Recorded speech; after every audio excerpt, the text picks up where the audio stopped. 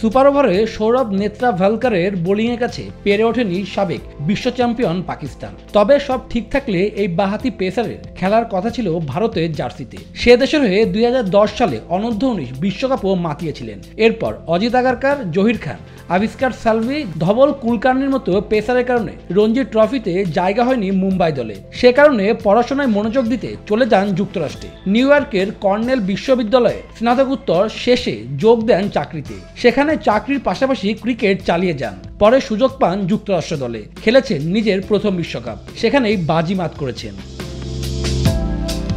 প্রথমবারের মতো 20 দল নিয়ে হচ্ছে টি-20 বিশ্বকাপ। পৃথিবীর প্রায় প্রতিটি অঞ্চলেরই প্রতিনিধিরা সুযোগ পেয়েছেন। এত দলের বিশ্বকাপকে ভালো চোখে দেখছেন নিউজিল্যান্ড অধিনায়ক কেন উইলিয়ামসন। অভিজ্ঞ এই ক্রিকেটার বলেন, এটা আসলে দুর্দান্ত ব্যাপার।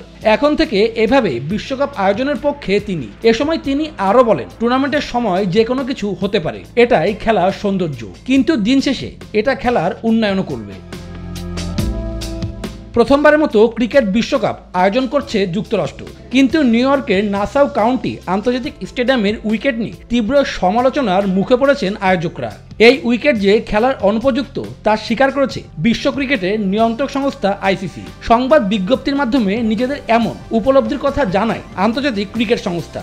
এদিকে বিশ্বকাপে নিজেদের প্রথম ম্যাচে আয়ারল্যান্ডের বিপক্ষে অর্ধশতক করার পর অসম বাউন্সের কারণে হাতে আঘাত পেয়ে মাঠ ছেড়েছিলেন ভারতীয় অধিনায়ক রোহিত শর্মা। এরপরই নিউ ইয়র্কের উইকেট নিয়ে অসন্তুষ্টির কথা জানায় ভারত। শুভদেবনাথ, নিউজ 24।